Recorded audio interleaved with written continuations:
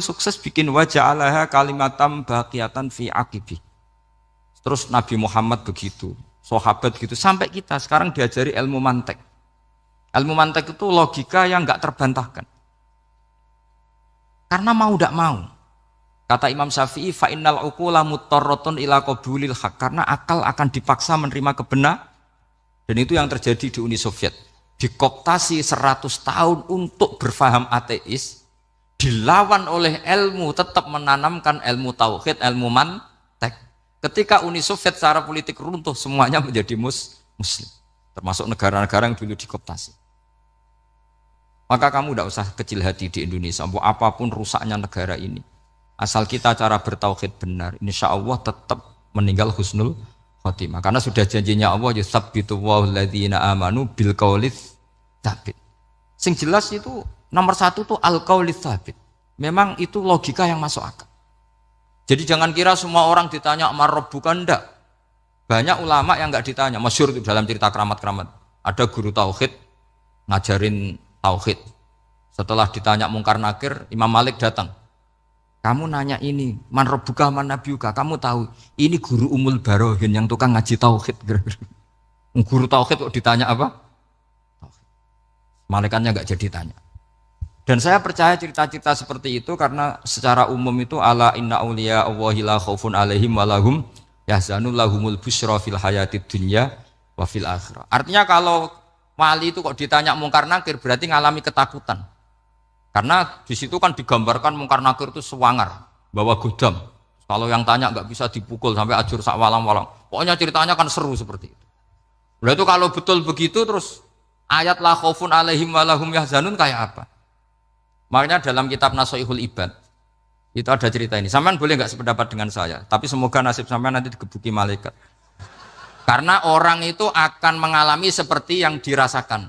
Ana indadzoni abdibi. Saya enggak bayangkan akan mengalami itu. Makanya saya ini ngajar tauhid terus. Paling enggak kalau ditanya marabbuka manabuka, sampean tahu profesi saya. Saya ini pengajar tauhid. Dan biji saya 9.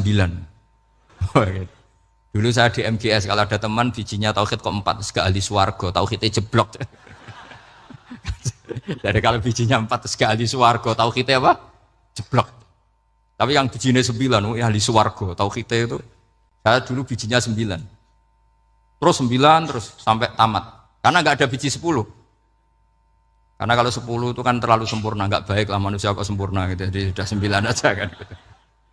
Tapi sebetulnya pantasnya ya dapat 10. Mergo saake, mergo tenan enggak tahu saya. Di Nashihul Ibad itu ada cerita gini dan saya percaya itu. Di sarahnya itu. Juga di sarah apa itu yang disarahi Syekh Nawawi itu. Pokoknya saya kalau ingat Raden Asnawi pasti ingat Syekh Nawawi. Saya tidak memastikan apa murid guru apa saling istifadah, yang jelas itu teman dekat, teman fil ilm. Sayyidina Ali itu pernah minta kasaf sama Allah. Saya percaya tidak semua orang ngalami marabbuka ditanya itu. Ya Allah, saya minta kasaf itu ngerti alam gaib. Ingin tahu Umar. Jadi diam-diam Sayyidina Ali itu ya mangkal sama Sayyidina. Wong kok kerase ngono. Angger wong kok tahu disentak, jajal wani nyentak malaikat ora, itu kata Sayyidina. Jadi dia minta kasaf karena kenangannya dia melihat Umar itu semua orang pernah disentak sama Sayyidina Umar itu. Sayyidina Ali minta kasaf, ya Allah saya ingin melihat Umar menghadapi mungkar nakir. Masih garangkah apa enggak? Itu dah itu minta kasaf. Pas kasaf beliau bangun dari kubur, duduk, dilihat sama Sayyidina Ali ini ngalami kasaf. Sama ndak usah tanya, ndak wali kok tanya, ya sudah pokoknya percaya aja. Akhirnya malaikat mungkar nakir datang. Itu di situ digambarkan matanya itu kalkidril mughalla, kayak apa itu panci yang dibakar. Wah so seru. Sumpah Sayyidina Ali. Baru ini kamu akan takut gitu. Tapi ternyata enggak. Umar bangkit disementak orang tua itu. Kamu tahu menghadapi siapa? Yang sopan. Oh, ada sontak. Kok kaget malaikatnya itu karena nggak pernah ngalami disentak. Mungkin itu pertama. Kok kaget. Memangnya kamu siapa? Saya ini teman kekasih Tuhanmu. Saya yang diandalkan temannya sebenarnya bukan dia. Ana sohibu habibillah. Saya ini temannya kekasihnya Allah. Jadi dia ngandalkan temannya sebetulnya bukan ngandalkan dirinya. Oh kamu temannya Nabi Muhammad? Iya saya Umar temannya Nabi Muhammad. Kamu harus hormat sama temannya kekasih Allah. Wah terus Mulai itu. Akhirnya matur Allah, ya Allah, apakah prosedur seperti ini bisa dinego? Terus sama Allah, oh iya katanya, kamu kalau menghadapi kekasih saya ya jangan seperti itu katanya. Semenjak itu beliau sopan santun, dua mungkar nakir gitu. Jadi ini berita gembira. Jadi sebetulnya itu enggak. Tapi kita ini kan enggak punya nyali nyentak mungkar nakir. Semoga dengan gelar kita doktor tafsir, doktor tauhid gitu. Atau paling enggak guru kutsiyah tauhid gitu. Atau siswa terbaik dalam materi tauhid. Itu harus kamu bawa status. Jadi sehingga nanti ini saya ranking 1 tauhid, masa masih ditanya marbuka waman nabuka. Dan itu menurut saya sah. Sama nggak usah protes takbirin gitu, susah usah takbiran. Pokoknya takbirnya adalah wali-wali itu la khaufun alaihim walahum ya, mereka tidak akan mengalami ketakutan baik kehidupan dunia maupun kehidupan akhirat. Bahkan para malaikat itu mengatakan ke wali-wali nahnu auliyaukum fil hayatid dunya wa fil akhirah. Kita ini teman kamu, saudara kamu, mitra kamu. Masa mitra kok nutui itu kan nggak fair. Dan menurut saya paling efektif itu apa? Kamu harus punya rumus tauhid kayak Imam Amudi menemukan Tuhan. Imam Amudi itu menemukan Allah itu lewat ilmu matematika. Dan itu Allah saking senengnya disuruh ngajari para malaikat. Wa ya malaikati isma'u. Kamu harus mendengar, ini orang alim saya yang ahli matematika. Tapi justru itu ngerti bahwa asal usul alam itu minal wahidil qahar. Dari zat yang satu. Akhirnya Imam Amudi mulai ngajar tuh. Nisbatus naini wassalah sawal arba'ah ila mana nihayatalaha iku kabeh iku far'ul wahid. Akhirnya malaikat mantuk-mantuk. Nah, iman seperti itu akan setingkat keyakinannya dan keakurasiannya sama dengan imannya para malaikat. Makanya Nabi ngendikan tu baliman amanabi walam yaroni. Sebagian riwayat disebut sab amarot. Nabi ngendikan sampai 7 kali. Benar-benar keren orang yang tidak melihat saya kemudian iman kepada apa yang bisa menemukan itu? Hanya akal. Misalnya contoh paling gampang ya yang dialami para ulama. Ya saya ulang lagi yang dialami para ulama. Ketika menemukan ilmu ya yang menjadikan mereka mahabbah Rasulullah Shallallahu Alaihi Wasallam. Nabi itu paling suka itu sholat. Nabi itu paling senang sama sholat. Wa qurratu aini fi sholat. Terus beliau ngendikan as-sholatu imaduddin. Terus beliau kalau muji sholat itu sundul langit. Sampai beliau kalau banyak masalah itu bilang ke Bilal, arikhna ya Bilal, saya kasih istirahat. Itu maknanya mau sholat. Semuanya sholat. Pertanyaannya adalah, apakah mungkin seorang raja yang ambisi jadi raja, kemudian yang dikampanyakan adalah orang supaya sholat? Tentu kalau Nabi seorang raja, beliau akan kampanye gimana? Narik upeti kayak apa, narik pajak kayak apa, biar Nabi kaya. Enggak. Nabi itu paling tersiksa kalau orang tidak sholat, tersiksa kalau orang tidak sujud. Loh, kalau beliau seorang raja, ngapain mempopulerkan sholat? Maka makna sholat imaduddin adalah sholat itu tiang agama. Maknanya tiang agama, kamu akan tahu betul kalau dia seorang nabi. Karena apa? Yang diajarkan adalah sholat.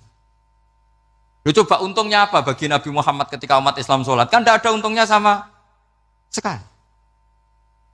Justru itu kelihatan kalau dakwah beliau itu dakwatul haq, mengajak kebenaran.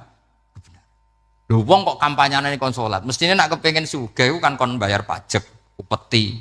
Tapi enggak, Nabi itu ngajarkan apa? Orang supaya salat. Dan ini diimplementasikan sama Raden Asnawi, beliau ngarang pesolatan. Orang sealim itu yang dikarang pesolatan. Makanya saya tuh kagum. Saya saksinya banyak, tanya murid-murid saya kalau beli pesolatan sak kerdus, saya kirim ke Korea, terus ke pedalaman-pedalaman. Karena saya butuh pesolatan, bahwa orientasi kita itu sholat. Sehingga wali-wali itu dulu, saya berkali-kali cerita kalau ngaji, wali-wali dulu itu kalau ditawarin Allah masuk surga itu tanyanya satu, ya Allah di surga ada sholat enggak? Kalau enggak ada saya enggak mau. Kalau sampean pasti enggak tanya gitu, pasti itu sudah ada. Sampean malah gini, enak mlebu swarga ora usah sholat mesti gitu. Sudah, jadi sudah lama sekali nganggap sholat itu problem. Dan itu berat masuk surga, kalau begitu terus itu berat. Itu pertanyaannya gitu.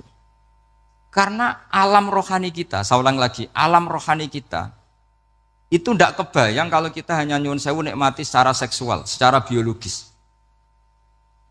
Makanya ada ulama ditanya, kenapa sholat itu lebih indah ketimbang nikmat al-wiqa misalnya, nikmatnya hubungan biologis. Jawabnya ulama itu gini, lucu, jawabannya sederhana.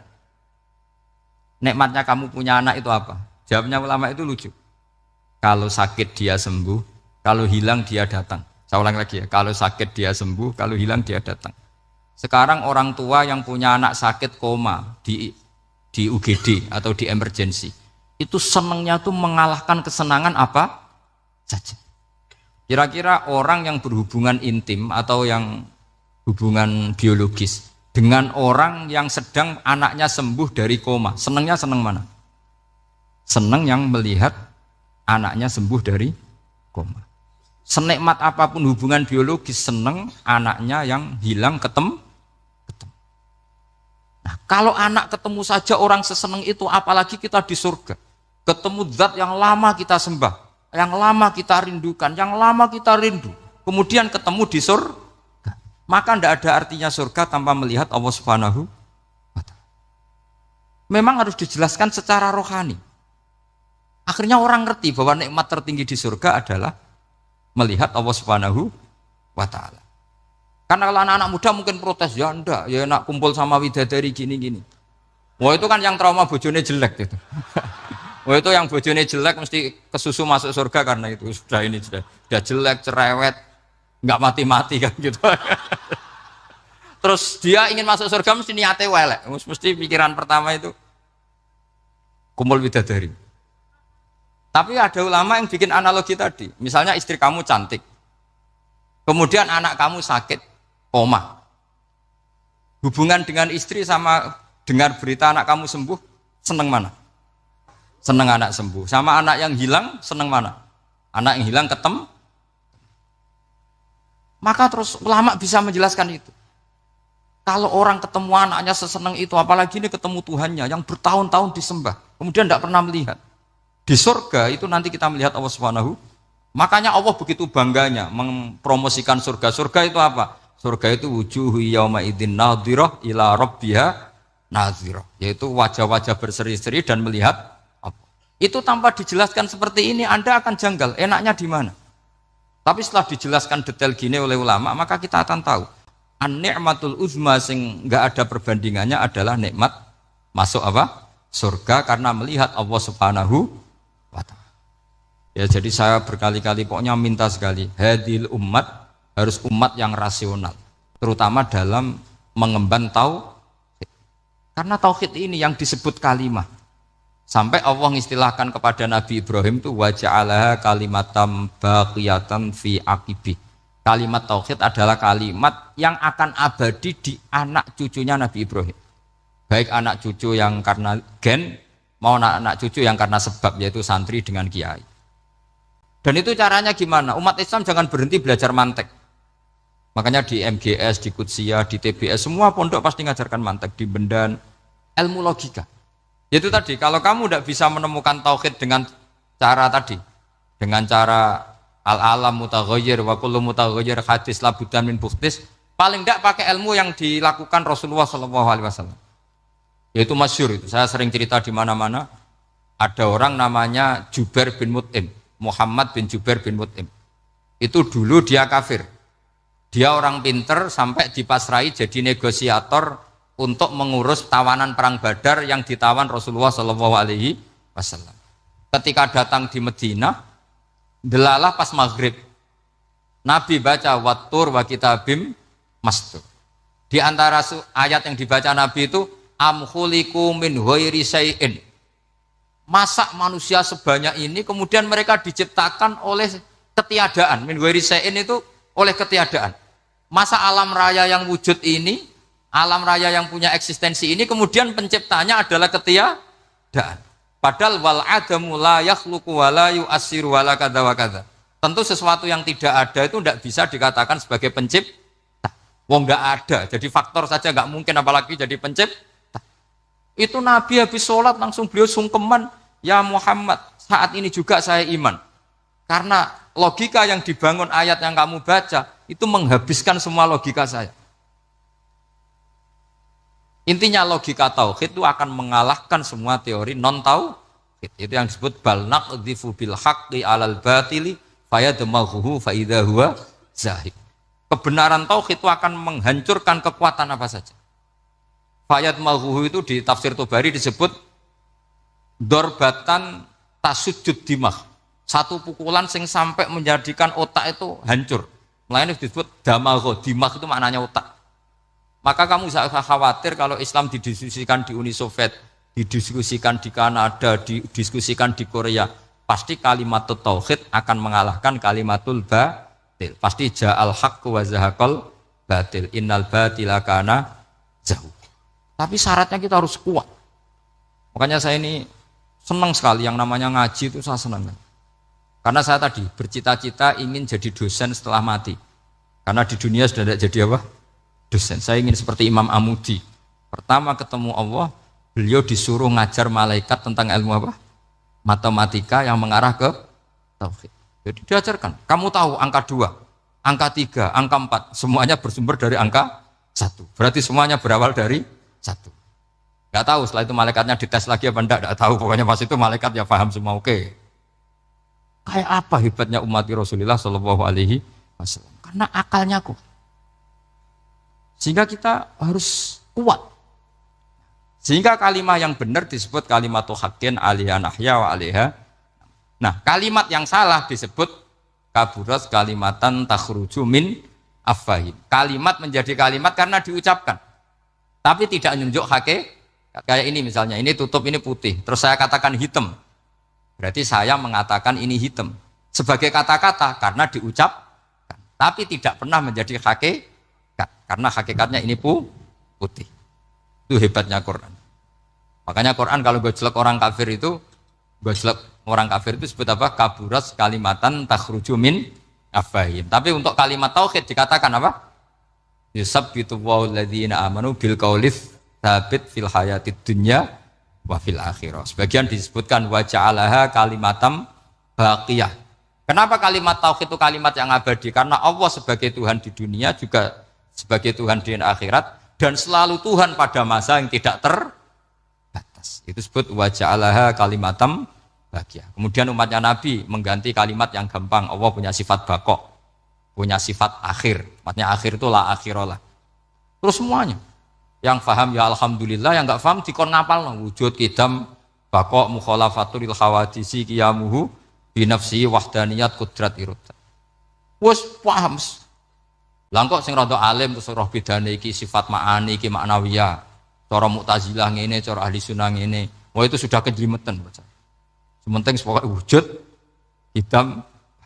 Nah, kenapa pertama yang disebut wujud? Karena yang membedakan kita dengan paham ateisme itu ya sifat wujud. Yaitu mereka mengatakan alam raya ini dimulai dari ketiadaan. Wah itu akal mana saja itu nggak bisa nerima. Masa ketiadaan menciptakan sesuatu yang ada. Maka kata Ibnu Hajar al-Asqalani ketika mentafsirkan mensarai hadis, salasun mangkunna fihi wajata halawatal iman. 3 hal ini kalau kamu paham maka menemukan manisnya iman. Manis itu enak. Terus kata Ibnu Hajar al-Asqalani masih ingat betul dalam sarahnya Fathul Bari, wa yusamma inda ahlil aql, misalnya al-iltizat al-aqli. Agama ini mengajarkan kenyamanan cara berpikir. Coba kalau sampean seorang doktor atau seorang profesor atau seorang pinter, kemudian kamu dipaksa mengimani bahwa alam ini diciptakan oleh ketiadaan, itu bisa tidur gak? Oh, tidak bisa tidur. Sampean misalnya orang pinter, dididik di kampus atau dididik di pondok, alam ini yang wujud, yang menciptakan itu sesuatu yang tidak wujud. Kamu bisa tidur enggak kira-kira? Ini guru apa? Ini sarap ini. Mosok hadil maujudat khalaqahal adam. Sesuatu yang wujud diciptakan ketiadaan. Tapi agama ini membawa sesuatu yang menyenangkan untuk akal. Yaitu hadhil maujudat khalaqaha wajibul wujud. Maujudat yang wujud ini diciptakan super mau yaitu oleh bahasa pondok disebut wajibul wujud. Kan terus seneng. Wajar dong kalau sesuatu yang ada diciptakan oleh yang ada. Nah tentu ada pencipta, terus ada super, disebut wajibul wujud. Kan terus enak. Nah, itu kata Ibnu Hajar al-Asqalani disebut wajadah halawatal iman. Sehingga kita tidak usah khawatir. Makanya saya itu termasuk orang yang nggak khawatir.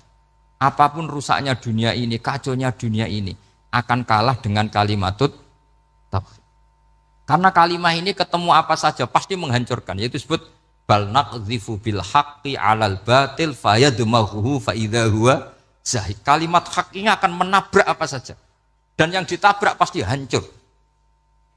Makanya sampai tidak usah khawatir, misalnya ada negara ateis di Cina, di Korea. Kita yakin, asal yang diteliti itu agama Islam, pasti menang.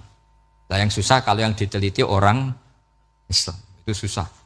Karena yang copet, kadang-kadang ya umat. Apalagi di negara yang mayoritas muslim, nanti copetnya, premannya, koruptornya, semuanya beragama Islam. Makanya kita hanya punya pilihan dua itu, umat Islam dan Islam yang kumat itu dok. Kalau tidak umat Islam, ya Islam yang kumat. Tapi kalau kalimat tauhid itu kalimat yang aman, tak jamin. Tak jamin 100%.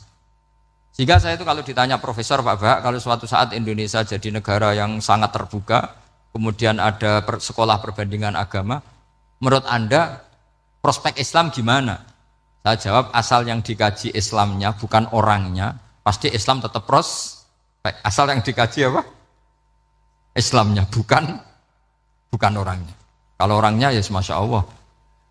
Ya itu tadi, kalau tidak umat Islam ya Islam yang umat. Ya ngoten mawon supaya ini mungkin untuk baru kayak napa. Ada ulama ditanya, kenapa sholat itu lebih indah ketimbang nikmatal wiqo misalnya, nikmatnya hubungan biologis. Jawabnya ulama itu gini, lucu, jawabannya sederhana. Nikmatnya kamu punya anak itu apa? Jawabnya ulama itu lucu. Kalau sakit dia sembuh, kalau hilang dia datang. Saya ulang lagi ya, kalau sakit dia sembuh, kalau hilang dia datang. Sekarang orang tua yang punya anak sakit koma di UGD atau di emergency, itu senangnya tuh mengalahkan kesenangan apa saja. Kira-kira orang yang berhubungan intim atau yang hubungan biologis dengan orang yang sedang anaknya sembuh dari koma, senangnya senang mana? Senang yang melihat anaknya sembuh dari koma. Senikmat apapun hubungan biologis, senang anaknya yang hilang ketemu. Nah, kalau anak ketemu saja orang seseneng itu, apalagi kita di surga. Ketemu zat yang lama kita sembah, yang lama kita rindukan, yang lama kita rindu. Kemudian ketemu di surga. Maka tidak ada artinya surga tanpa melihat Allah Subhanahu wa Ta'ala. Memang harus dijelaskan secara rohani. Akhirnya orang ngerti bahwa nikmat tertinggi di surga adalah melihat Allah Subhanahu wa Ta'ala. Karena kalau anak-anak muda mungkin protes, ya enggak, ya enak kumpul sama widadari gini-gini. Wah itu kan yang trauma bojone jelek itu. Wah itu yang bojone jelek mesti kesusu masuk surga karena itu sudah jelek, cerewet, nggak mati-mati kan gitu. Terus dia ingin masuk surga mesti niate welek, mesti pikiran pertama itu kumpul widadari. Tapi ada ulama yang bikin analogi tadi, misalnya istri kamu cantik, kemudian anak kamu sakit, koma. Hubungan dengan istri sama dengar berita anak kamu sembuh, seneng mana? Seneng anak sembuh. Sama anak yang hilang, seneng mana? Anak yang hilang ketemu. Maka terus ulama bisa menjelaskan itu. Kalau orang ketemu anaknya seseneng itu, apalagi ini ketemu Tuhannya yang bertahun-tahun disembah, kemudian tidak pernah melihat. Di surga itu nanti kita melihat Allah Subhanahu. Makanya Allah begitu bangganya mempromosikan surga. Surga itu apa? Surga itu wujuhu yauma idzin nadhirah ila rabbiha nadhirah, yaitu wajah-wajah berseri-seri dan melihat apa. Itu tanpa dijelaskan seperti ini Anda akan janggal, enaknya di mana? Tapi setelah dijelaskan detail gini oleh ulama, maka kita akan tahu an-ni'matul uzma sing enggak ada perbandingannya adalah nikmat masuk apa? Surga karena melihat Allah Subhanahu wa Ta'ala. Ya jadi saya berkali-kali pokoknya minta sekali, hadil umat harus umat yang rasional, terutama dalam mengemban tauhid. Karena tauhid ini yang disebut kalimah. Sampai Allah mengistilahkan kepada Nabi Ibrahim itu wa ja'alaha kalimatam baqiyatan fi aqibi.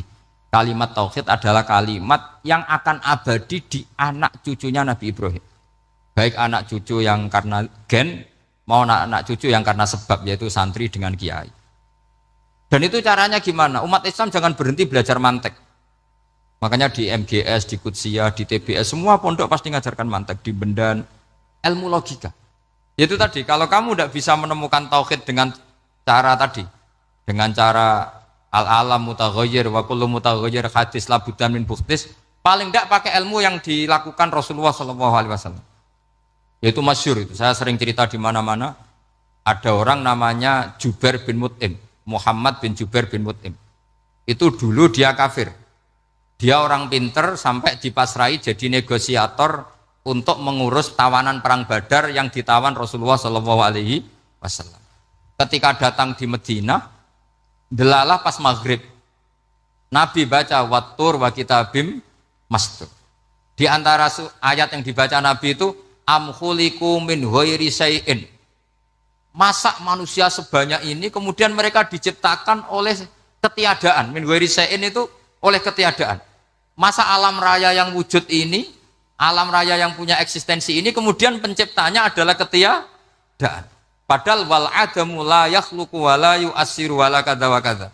Tentu sesuatu yang tidak ada itu tidak bisa dikatakan sebagai pencipta. Wong nggak ada, jadi faktor saja nggak mungkin apalagi jadi pencipta. Itu Nabi habis sholat langsung beliau sungkeman, ya Muhammad, saat ini juga saya iman. Karena logika yang dibangun ayat yang kamu baca itu menghabiskan semua logika saya. Intinya logika tauhid itu akan mengalahkan semua teori non tauhid. Itu yang disebut bal naqdhifu bil haqqi 'alal batili fayadmaghuhu fa idza huwa zahib. Kebenaran tauhid itu akan menghancurkan kekuatan apa saja. Fayadmaghuhu itu di tafsir Tobari disebut dorbatan tasujud dimah. Satu pukulan sing sampai menjadikan otak itu hancur. Mulanya disebut damagho, dimah itu maknanya otak. Maka kamu jangan khawatir kalau Islam didiskusikan di Uni Soviet, didiskusikan di Kanada, didiskusikan di Korea, pasti kalimat tauhid akan mengalahkan kalimatul batil. Pasti ja'al haqqu wa zahaqal batil. Innal batila kana zahuq. Tapi syaratnya kita harus kuat. Makanya saya ini senang sekali yang namanya ngaji itu saya senang. Karena saya tadi bercita-cita ingin jadi dosen setelah mati. Karena di dunia sudah tidak jadi apa? Dosen. Saya ingin seperti Imam Amudi. Pertama ketemu Allah, beliau disuruh ngajar malaikat tentang ilmu apa? Matematika yang mengarah ke tauhid. Jadi diajarkan. Kamu tahu angka 2, angka 3, angka 4, semuanya bersumber dari angka 1. Berarti semuanya berawal dari 1. Gak tahu setelah itu malaikatnya dites lagi apa enggak, gak tahu. Pokoknya pas itu malaikat ya paham semua. Oke. Kayak apa hebatnya umat Rasulullah Shallallahu Alaihi Wasallam? Karena akalnya kuat. Sehingga kita harus kuat. Sehingga kalimat yang benar disebut kalimatul haqqin alaiha nahya wa alaiha. Nah, kalimat yang salah disebut kaburat kalimatan takhruju min afwahim. Kalimat menjadi kalimat karena diucapkan. Tapi tidak menunjuk hakikat. Kayak ini misalnya, ini tutup, ini putih. Terus saya katakan hitam. Berarti saya mengatakan ini hitam. Sebagai kata-kata karena diucapkan. Tapi tidak pernah menjadi hakikat. Karena hakikatnya ini putih. Itu hebatnya Quran. Makanya Quran kalau gojlek orang kafir itu, gojlek orang kafir itu disebut apa? Kaburas kalimatan takhruju min afwahim. Tapi untuk kalimat tauhid dikatakan apa? Yusabbitu Allahu alladziina aamanu bil qauli tsabit fil hayatid dunya wa fil akhirah. Sebagian disebutkan wa ja'alaha kalimatam baqiyah. Kenapa kalimat tauhid itu kalimat yang abadi? Karena Allah sebagai Tuhan di dunia juga sebagai Tuhan di akhirat dan selalu Tuhan pada masa yang tidak terbatas. Itu disebut wa ja'alaha kalimatam baqiyah. Kemudian umatnya Nabi mengganti kalimat yang gampang. Allah punya sifat baqo, punya sifat akhir. Maksudnya akhir itu la akhirah. Terus semuanya. Yang faham ya alhamdulillah, yang enggak faham dikon ngapal wujud kidam baqo mukhalafatul khawadisi qiyamuhu bi nafsi wahdaniyat qudrat irodat. Wes paham. Lah kok sing rada alim terus roh bedane iki sifat ma'ani iki maknawiyah. Cara Mu'tazilah ngene, cara Ahli Sunnah ngene. Wah itu sudah kejlimetan. Sementing pokoknya wujud hitam. Nah, kenapa pertama yang disebut wujud? Karena yang membedakan kita dengan faham ateisme itu ya sifat wujud. Yaitu mereka mengatakan alam raya ini dimulai dari ketiadaan. Wah itu akal mana saja itu nggak bisa nerima. Masa ketiadaan menciptakan sesuatu yang ada. Maka kata Ibnu Hajar al-Asqalani ketika mentafsirkan mensarai hadis, salasun mangkunna fihi wajata halawatal iman. 3 hal ini kalau kamu faham maka menemukan manisnya iman. Manis itu enak. Terus kata Ibnu Hajar al-Asqalani, masih ingat betul dalam sarahnya Fathul Bari, wa yusamma inda ahlil aql, misalnya al-iltizat al-aqli. Agama ini mengajarkan kenyamanan cara berpikir. Coba kalau sampean seorang doktor atau seorang profesor atau seorang pinter, kemudian kamu dipaksa mengimani bahwa alam ini diciptakan oleh ketiadaan, itu bisa tidur gak? Oh, tidak bisa tidur. Sampean misalnya orang pinter, dididik di kampus atau dididik di pondok, alam ini yang wujud, yang menciptakan itu sesuatu yang tidak wujud. Kamu bisa tidur gak kira-kira? Ini guru apa? Ini sarap ini. Mosok hadil maujudat khalaqahal adam, sesuatu yang wujud diciptakan ketiadaan. Tapi agama ini membawa sesuatu yang menyenangkan untuk akal, yaitu hadhil maujudat khalaqaha wajibul wujud. Maujudat yang wujud ini diciptakan super maujud, yaitu oleh bahasa pondok disebut wajibul wujud. Kan terus seneng, wajar dong kalau sesuatu yang ada diciptakan oleh yang ada. Nah tentu ada pencipta, terus ada super, disebut wajibul wujud. Kan terus enak. Nah, itu kata Ibnu Hajar al-Asqalani disebut wajadah halawatal iman. Sehingga kita tidak usah khawatir. Makanya saya itu termasuk orang yang nggak khawatir. Apapun rusaknya dunia ini, kacaunya dunia ini, akan kalah dengan kalimatut tauhid. Karena kalimat ini ketemu apa saja pasti menghancurkan. Yaitu disebut bal naqdhifu bil haqqi 'alal batil fayadmaghuhu fa idza huwa zahid. Kalimat hak ini akan menabrak apa saja. Dan yang ditabrak pasti hancur. Makanya sampai tidak usah khawatir, misalnya ada negara ateis di Cina, di Korea, kita yakin asal yang diteliti itu agama Islam pasti menang. Nah yang susah kalau yang diteliti orang Islam, itu susah. Karena yang copet kadang-kadang ya umat, apalagi di negara yang mayoritas Muslim, nanti copetnya, premannya, koruptornya semuanya beragama Islam. Makanya kita hanya punya pilihan dua itu, umat Islam dan Islam yang kumat itu dok. Kalau tidak umat Islam ya Islam kalimat tauhid. Kalimat itu apa? Logika yang terbangun. Nah, ketika logika itu terbangun maka disebut yusabbitu Allahu alladzina amanu bil qaulis tsabit fil hayatid dunya wa fil akhirah. Allah itu akan menetapkan satu kaul, satu presentasi ilmiah atau satu kesimpulan ilmiah. Yang kesimpulan itu nyata benarnya. Dan ini akan nyata terus baik di kehidupan dunia maupun kehidupan apa? Akhir. Seperti Allah sebagai Tuhan. Itu akan nyata terus. Di dunia Allah ya Tuhan, nanti di akhirat juga Tuhan. Tapi Tuhan selain Allah, maka menjadi Tuhan ini nunggu ada yang menuhankan. Misalnya Fir'aun, itu jadi Tuhan karena ada yang menuhankan. Sekali dia mati, dia sudah aset wisata, bukan Tuhan lagi.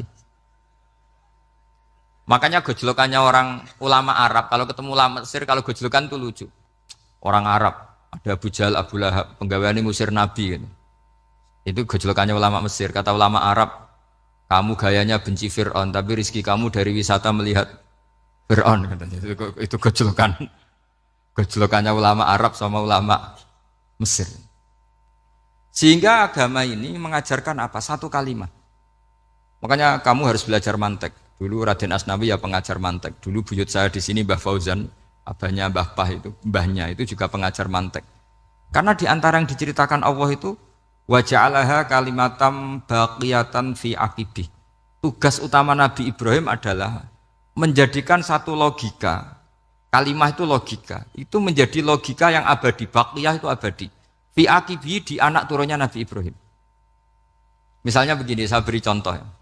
Misalnya saya mengatakan teh ini hitam, itu menjadi kalimah karena diucapkan, tapi tidak menunjuk hakikat karena tehnya berwarna apa? Kuning. Sehingga Quran kalau menyalahkan orang kafir itu ngendikannya kaburas kalimatan takhruju min afwahihim. Omongannya orang kafir itu menjadi kalimat karena diucapkan dari mulutnya. Kenapa menjadi kalimat? Karena diucapkan tapi tidak menunjuk hakikat. Seperti orang mengatakan 2 ditambah 2 itu 10. Itu kalimat, tapi kalimat yang salah. Karena tidak menunjuk hakikat. Seperti orang kafir mengatakan Tuhan itu 3. Itu kalimat karena diucapkan, tapi tidak menunjuk hakikat. Tapi ketika seseorang mengatakan Allah itu Tuhan, Tuhan itu satu, itu disebut kalimatu haqqin 'alaiha nahya wa 'alaiha namut. Mriki tahlilane wa 'alaiha napa wa biha? Wa 'alaiha napa wa biha? Wa 'alaiha ya ada yang tahlilan wa biha. Ini enggak tahu sanadnya dari mana. Pokoknya ada yang wa 'alaiha, ada yang biha. Kenapa dikatakan kalimat tauhid? Karena kalimat yang dari kesimpulan berpikir. Dan agama ini dibawa Nabi Ibrahim itu untuk membawa kalimat tauhid. Ciri utama kalimat tadi, kamu yakin seyakin-yakinnya bahwa nisbatul snaini wassalasah wal arba'ah ila ma la nihayata laha itu kanisbatis snaini ilal wahid, yaitu semuanya far'un minal asli. Aslinya adalah wahid. Sehingga di kitab, saya pernah ngaji Mbah Mun, namanya kitab Al-Husunul Hamidiyah. Itu dikarang oleh ulama-ulama sekarang, itu diajarkan di MGS. Ini mbah-mbahnya Gus Akil, pendirinya madrasah MGS. Itu ada gambarnya di situ. Di situ ada gambar piramida, ada gambar hewan, ada gambar pohon. Kata yang ngarang, gambar sedetail ini, sejelimet ini dimulai dari nuqtah wahidah. Tetap dimulai dari satu titik. Dan ini disebut nuqtatil wujud. Jadi mbok orang kudus sebanyak ini tetap dimulai dari satu orang, yaitu Adam. Adam dimulai dari ketiadaan. Lalu siapa al-mujid? Pewujudnya siapa? Hanya Allah Subhanahu wa ta'ala. Sehingga ulama-ulama termasuk Syekh Nawawi itu paling suka ngendikan semua makna Quran dikumpulkan di Fatihah, Fatihah dikumpulkan di Bismillah, Bismillah dikumpulkan di ba, karena di ba itu ada titik nuqtatil wujud, yaitu disingkat bi kana makana wa bi yakunu ma yakun. Karena saya, kata Allah, semuanya akan ada, dan karena saya yang enggak ada, semuanya suatu saat ada. Disebut nuqtatil wujud. Nah, kita meyakini kalau Allah satu itu seyakin-yakinnya, karena enggak mungkin angka enggak dimulai dari angka satu. Begitu juga gambar seapapun jilumete. Misalnya sampean gambar zaman saya kecil, gambar paling favorit itu apa? Kambing bertarung. Itu gambarnya kan susah. Daripada gambar kambing bertarung susah terus dibikin kotak saja, tembok. Kalau tanya gurunya, gambarnya mana? Di belakang tembok, Bu. Ini itu dulu saya diwarai anak-anak nakal. Jadi semua satu gambar itu disuruh gambar harimau, yang satu disuruh gambar kambing bentrok, yang satu disuruh gambar matahari, semuanya kotak semua. Ini itu, Bu, gambarnya di belakang apa? Tembok. Maka nggak kelihatan kata. Jadi gurunya kalah cerdas. Yang guru itu sebenarnya nggak pernah menang, karena murid itu lebih pinter. Itu teman saya dulu kalau ngaji itu, kalau tes itu ngerpek, baca. Gurunya marah, kamu tes kok baca? Enggak ngerpek, Bu, ini belajar di kelas. Katanya belajar kapan saja, di mana saja. Acuh. Jadi apa ya, orang itu kadang yang salah itu lebih masuk akal kadang-kadang ini. Saya teruskan ya supaya ini dapat barokahnya Raden apa? Asnan. Saya mohon sekali ya, kalimatul haqqin itu harus kamu jaga. Caranya jaga ya tadi. Kalau kamu tidak bisa ilmu mantek, misalnya al-alam mutaghayyir wa kullu mutaghayyir hadis la budda min muhdits, itu kan jelimetan. Pakai saja teori umum bahwa gambar apapun jelimetnya itu dimulai dari satu titik. Karena nggak dimulai dari satu titik, tidak bisa. Maka alam apapun jumlahnya nggak terhingga, tetap dimulai dari al-wahidul qahar, yaitu satu titik. Yaitu dalam konteks tauhid tentu itu Allah Subhanahu wa ta'ala. Sehingga Nabi Ibrahim itu orang paling sukses bikin waja'alaha kalimatam baqiyatan fi aqibi. Terus Nabi Muhammad begitu, sahabat begitu, sampai kita sekarang diajari ilmu mantek. Ilmu mantek itu logika yang enggak terbantahkan. Karena mau tidak mau. Kata Imam Syafi'i, fa innal uqula muttarratun ila qabulil haq, karena akal akan dipaksa menerima kebenaran. Dan itu yang terjadi di Uni Soviet. Dikooptasi 100 tahun untuk berfaham ateis, dilawan oleh ilmu, tetap menanamkan ilmu tauhid, ilmu mantek. Ketika Uni Soviet secara politik runtuh, semuanya menjadi muslim, termasuk negara-negara yang dulu dikooptasi. Maka kamu tidak usah kecil hati di Indonesia, apapun rusaknya negara ini, asal kita cara bertauhid benar, insya Allah tetap meninggal husnul khotimah. Karena sudah janjinya Allah, yusabbitu walladzina amanu bil qaulits tsabit. Sing jelas itu nomor satu tuh al qaulits tsabit. Memang itu logika yang masuk akal. Jadi jangan kira semua orang ditanya marabbuka, ndak. Banyak ulama yang enggak ditanya. Masyhur itu dalam cerita keramat-keramat. Ada guru tauhid ngajarin tauhid. Setelah ditanya mungkar nakir, Imam Malik datang. Kamu nanya ini, man rabbuka man nabiyuka, kamu tahu ini guru Umul Barohin yang tukang ngaji tauhid. Guru tauhid kok ditanya apa? Tauhid.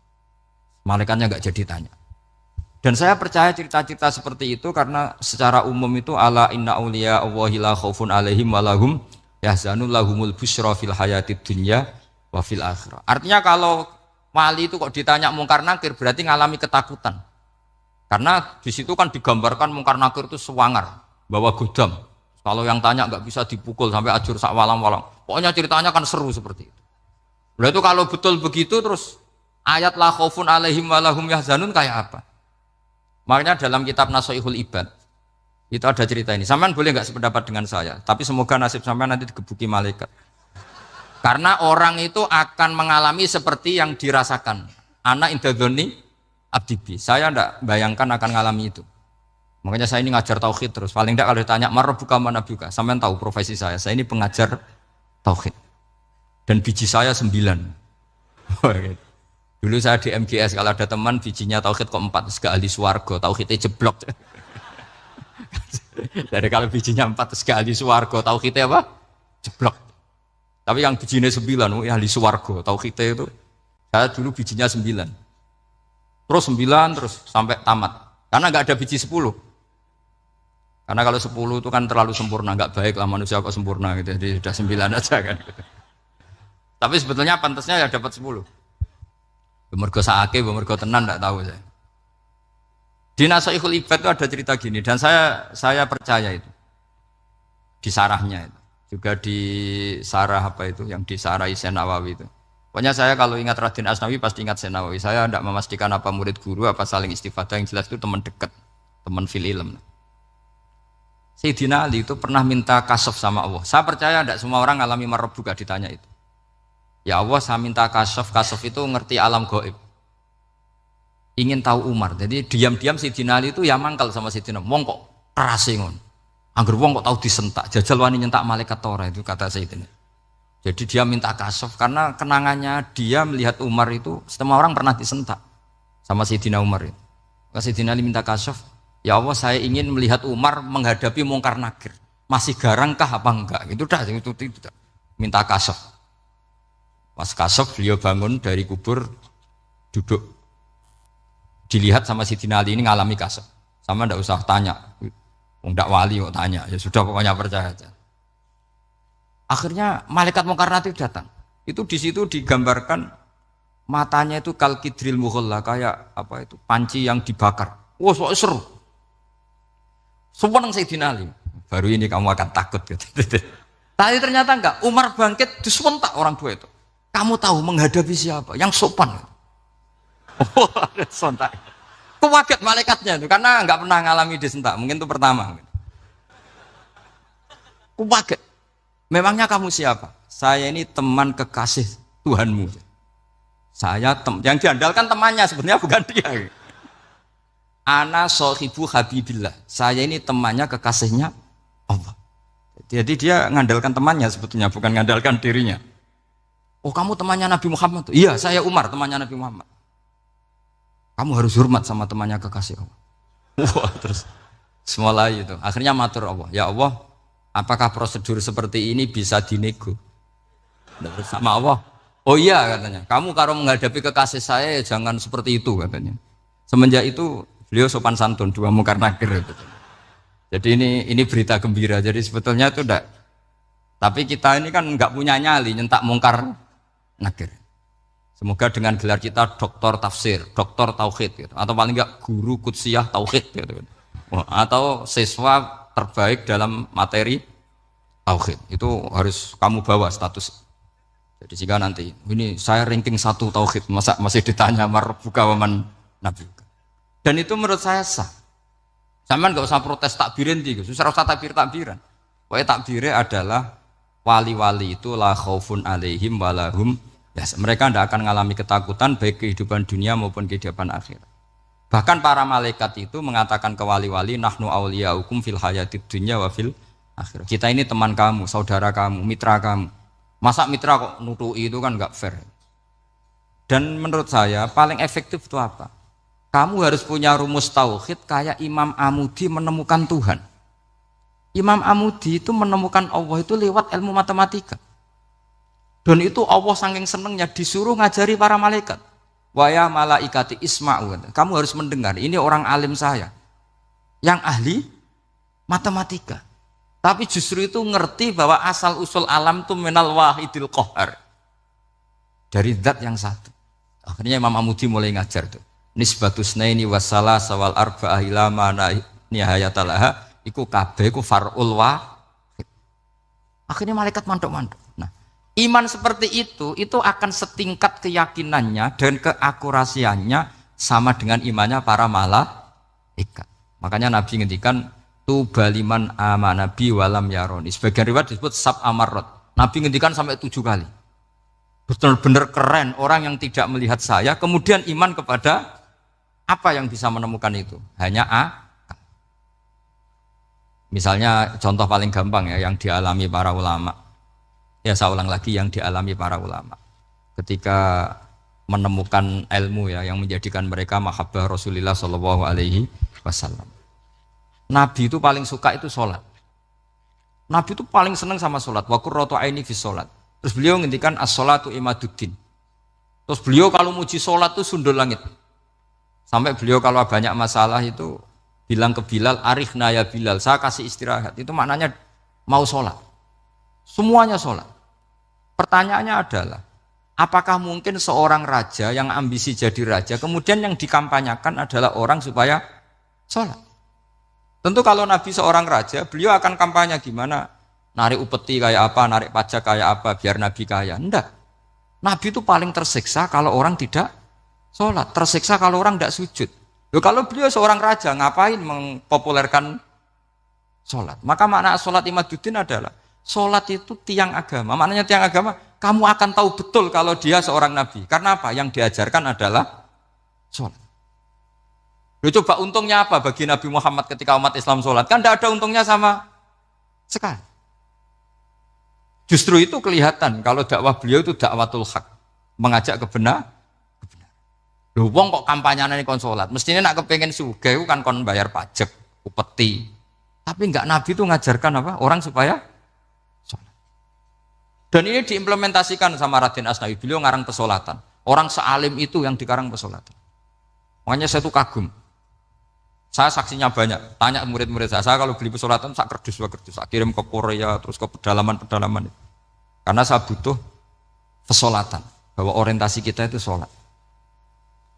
Sehingga wali-wali itu dulu, saya berkali-kali cerita kalau ngaji, wali-wali dulu itu kalau ditawarin Allah masuk surga itu tanyanya satu, ya Allah di surga ada sholat enggak? Kalau enggak ada saya enggak mau. Kalau sampean pasti enggak tanya gitu, pasti itu sudah ada. Sampean malah gini, enak mlebu swarga ora usah sholat mesti gitu. Sudah, jadi sudah lama sekali nganggap sholat itu problem. Dan itu berat masuk surga kalau begitu terus, itu berat. Itu pertanyaannya gitu. Karena alam rohani kita, saya ulang lagi, alam rohani kita itu tidak kebayang kalau kita hanya nyuwun sewu nikmati secara seksual, secara biologis.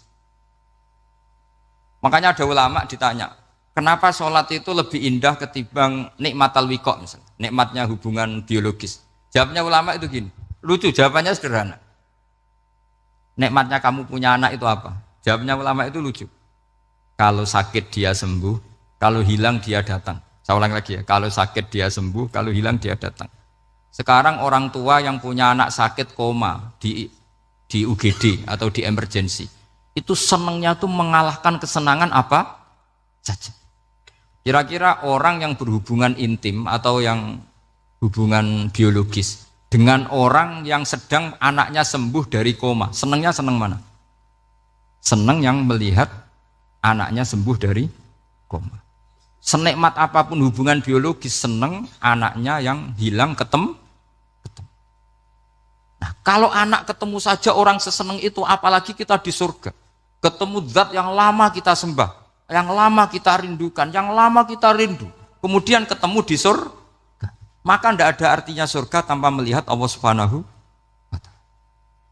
Memang harus dijelaskan secara rohani. Akhirnya orang ngerti bahwa nikmat tertinggi di surga adalah melihat Allah Subhanahu wa Ta'ala. Karena kalau anak-anak muda mungkin protes, ya enggak, ya enak kumpul sama widadari gini-gini. Wah, itu kan yang trauma bojone jelek itu. Wah, itu yang bojone jelek mesti kesusu masuk surga karena itu sudah jelek, cerewet, nggak mati-mati kan gitu. Terus dia ingin masuk surga mesti niatnya welek, mesti pikiran pertama itu Kumul bidadari. Tapi ada ulama yang bikin analogi tadi. Misalnya istri kamu cantik. Kemudian anak kamu sakit, koma. Hubungan dengan istri sama dengar berita anak kamu sembuh, seneng mana? Seneng anak sembuh. Sama anak yang hilang, seneng mana? Anak yang hilang ketemu. Maka terus ulama bisa menjelaskan itu. Kalau orang ketemu anaknya seseneng itu, apalagi ini ketemu Tuhannya yang bertahun-tahun disembah, kemudian tidak pernah melihat. Di surga itu nanti kita melihat Allah Subhanahu. Makanya Allah begitu bangganya mempromosikan surga. Surga itu apa? Surga itu wujuhu yauma idzin nadhirah ila rabbiha nadhirah. Yaitu wajah-wajah berseri-seri dan melihat apa. Itu tanpa dijelaskan seperti ini Anda akan janggal. Enaknya di mana? Tapi setelah dijelaskan detail gini oleh ulama, maka kita akan tahu an-ni'matul uzma sing enggak ada perbandingannya adalah nikmat masuk apa? Surga karena melihat Allah Subhanahu wa ta'ala. Ya, jadi saya berkali-kali pokoknya minta sekali, hadil umat harus umat yang rasional, terutama dalam mengemban tauhid. Karena tauhid ini yang disebut kalimah. Sampai Allah mengistilahkan kepada Nabi Ibrahim itu waja'alaha kalimatam baqiyatan fi aqibi. Kalimat tauhid adalah kalimat yang akan abadi di anak cucunya Nabi Ibrahim. Baik anak cucu yang karena gen, mau anak cucu yang karena sebab, yaitu santri dengan kiai. Dan itu caranya gimana? Umat Islam jangan berhenti belajar mantek. Makanya di MGS, di Qudsiyah, di TBS, semua pondok pasti ngajarkan mantek, di Bendan, ilmu logika. Yaitu tadi, kalau kamu tidak bisa menemukan tauhid dengan cara tadi, dengan cara al-alam mutaghayyir wa kullu mutaghayyir hadis la buddan min bukhtis, paling tidak pakai ilmu yang dilakukan Rasulullah SAW. Yaitu masyhur itu. Saya sering cerita di mana-mana. Ada orang namanya Jubair bin Mut'im, Muhammad bin Jubair bin Mut'im. Itu dulu dia kafir. Dia orang pinter sampai dipasrai jadi negosiator untuk mengurus tawanan perang Badar yang ditawan Rasulullah SAW. Ketika datang di Medina, delalah pas maghrib, Nabi baca wattur wa kitabim mastur. Di antara ayat yang dibaca Nabi itu am khuliqu min ghairi syai'in. Masa manusia sebanyak ini kemudian mereka diciptakan oleh ketiadaan. Min ghairi syai'in itu oleh ketiadaan. Masa alam raya yang wujud ini, alam raya yang punya eksistensi ini kemudian penciptanya adalah ketiadaan. Padahal wal adamu la yakhluqu wa la yu'assiru wa la kadza wa kadza. Tentu sesuatu yang tidak ada itu tidak bisa dikatakan sebagai pencipta. Wong enggak ada, jadi faktor saja enggak mungkin apalagi jadi pencipta. Itu Nabi habis sholat langsung beliau sungkeman, ya Muhammad, saat ini juga saya iman.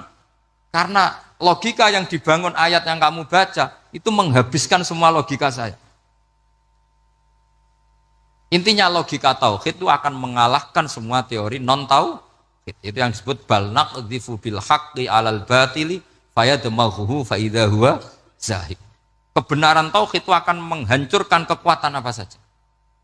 Fayadmaghuhu itu di tafsir Tobari disebut dorbatan tasujud dimah. Satu pukulan sing sampai menjadikan otak itu hancur. Lainnya disebut damagho, dimah itu maknanya otak. Maka kamu jangan khawatir kalau Islam didiskusikan di Uni Soviet, didiskusikan di Kanada, didiskusikan di Korea, pasti kalimat tauhid akan mengalahkan kalimatul batil. Pasti ja'al haqqu wa zahaqal batil. Innal batila kana zahuq. Tapi syaratnya kita harus kuat. Makanya saya ini senang sekali yang namanya ngaji itu saya senang. Karena saya tadi bercita-cita ingin jadi dosen setelah mati. Karena di dunia sudah tidak jadi apa? Dosen. Saya ingin seperti Imam Amudi. Pertama ketemu Allah, beliau disuruh ngajar malaikat tentang ilmu apa? Matematika yang mengarah ke tauhid. Jadi diajarkan. Kamu tahu angka 2, angka 3, angka 4, semuanya bersumber dari angka 1. Berarti semuanya berawal dari 1. Gak tahu setelah itu malaikatnya dites lagi apa enggak tahu. Pokoknya pas itu malaikat ya paham semua. Oke. Kayak apa hebatnya umat Rasulullah SAW? Karena akalnya kuat. Sehingga kita harus kuat. Sehingga kalimat yang benar disebut kalimatu haqqin 'alaiha nahya wa 'alaiha. Nah, kalimat yang salah disebut kaburat kalimatan takhruju min afwahim. Kalimat menjadi kalimat karena diucapkan. Tapi tidak menunjuk hakikat. Kayak ini misalnya, ini tutup, ini putih. Terus saya katakan hitam. Berarti saya mengatakan ini hitam. Sebagai kata-kata karena diucapkan. Tapi tidak pernah menjadi hakikat. Karena hakikatnya ini putih. Itu hebatnya Quran. Makanya Quran kalau gojlek orang kafir itu, gojlek orang kafir itu sebut apa? Kaburas kalimatan takhruju min afwahihim. Tapi untuk kalimat tauhid dikatakan apa? Yusabbitu Allahu alladziina aamanu bil qauli tsabit fil hayatid dunya wa fil akhirah. Sebagian disebutkan wa ja'alaha kalimatam baqiyah. Kenapa kalimat tauhid itu kalimat yang abadi? Karena Allah sebagai Tuhan di dunia juga sebagai Tuhan di akhirat dan selalu Tuhan pada masa yang tidak terbatas. Itu disebut wa ja'alaha kalimatam baqiyah. Kemudian umatnya Nabi mengganti kalimat yang gampang. Allah punya sifat baqo, punya sifat akhir. Maksudnya akhir itu la akhirolah. Terus semuanya. Yang faham ya alhamdulillah, yang enggak faham dikon ngapal wujud kidam baqo mukhalafatul khawadisi qiyamuhu binafsi wahdaniyat kudrat irada. Wes paham. Lah kok sing rada alim terus roh bedane iki sifat ma'ani iki maknawiyah. Cara Mu'tazilah ngene, cara ahli sunnah ngene. Wah itu sudah kejlimetan. Sementing pokoknya wujud kidam. Nah, kenapa yang pertama yang disebut wujud? Karena yang membedakan kita dengan faham ateisme itu ya sifat wujud. Yaitu mereka mengatakan alam raya ini dimulai dari ketiadaan. Wah itu akal mana saja itu nggak bisa nerima. Masa ketiadaan menciptakan sesuatu yang ada. Maka kata Ibnu Hajar al-Asqalani ketika mentafsirkan mensarai hadis, salasun mangkunna fihi wajata halawatal iman. 3 hal ini kalau kamu faham maka menemukan manisnya iman. Manis itu enak. Terus kata Ibnu Hajar al-Asqalani masih ingat betul dalam sarahnya Fathul Bari, wa yusamma inda ahlil aql, misalnya al-iltizat al-aqli. Agama ini mengajarkan kenyamanan cara berpikir. Coba kalau sampean seorang doktor atau seorang profesor atau seorang pinter, kemudian kamu dipaksa mengimani bahwa alam ini diciptakan oleh ketiadaan, itu bisa tidur gak? Oh, tidak bisa tidur. Sampean misalnya orang pinter dididik di kampus atau dididik di pondok, alam ini yang wujud, yang menciptakan itu sesuatu yang tidak wujud, kamu bisa tidur tidak kira-kira? Ini guru apa? Ini sarap ini. Mosok hadil maujudat khalaqahal adam, sesuatu yang wujud diciptakan ketiadaan. Tapi agama ini membawa sesuatu yang menyenangkan untuk akal, yaitu hadhil maujudat khalaqaha wajibul wujud. Maujudat yang wujud ini diciptakan super maujud, yaitu oleh bahasa pondok disebut wajibul wujud. Kan terus seneng, wajar dong kalau sesuatu yang ada diciptakan oleh yang ada. Nah tentu ada pencipta, terus ada super, disebut wajibul wujud. Kan terus enak. Nah, itu kata Ibnu Hajar al-Asqalani disebut wajada halawatal iman. Sehingga kita tidak usah khawatir. Makanya saya itu termasuk orang yang nggak khawatir. Apapun rusaknya dunia ini, kacaunya dunia ini akan kalah dengan kalimatut tauhid. Karena kalimat ini ketemu apa saja pasti menghancurkan. Yaitu disebut bal naqdhifu bil haqqi 'alal batil fayadmaghuhu fa idza huwa zahid. Kalimat hak ini akan menabrak apa saja. Dan yang ditabrak pasti hancur. Makanya sampai tidak usah khawatir misalnya ada negara ateis di Cina, di Korea. Kita yakin asal yang diteliti itu agama Islam pasti menang. Nah yang susah kalau yang diteliti orang Islam, itu susah. Karena yang copet kadang-kadang ya umat. Apalagi di negara yang mayoritas muslim, nanti copetnya, premannya, koruptornya, semuanya beragama Islam. Makanya kita hanya punya pilihan 2 itu, umat Islam dan Islam yang kumat itu dok. Kalau tidak umat Islam ya Islam yang kumat. Tapi kalau kalimat tauhid itu kalimat yang aman, tak jamin. Tak jamin 100%. Sehingga saya itu kalau ditanya Profesor Pak Bahak, kalau suatu saat Indonesia jadi negara yang sangat terbuka, kemudian ada sekolah perbandingan agama, menurut Anda prospek Islam gimana? Saya jawab asal yang dikaji Islamnya bukan orangnya, pasti Islam tetap prospek. Asal yang dikaji apa?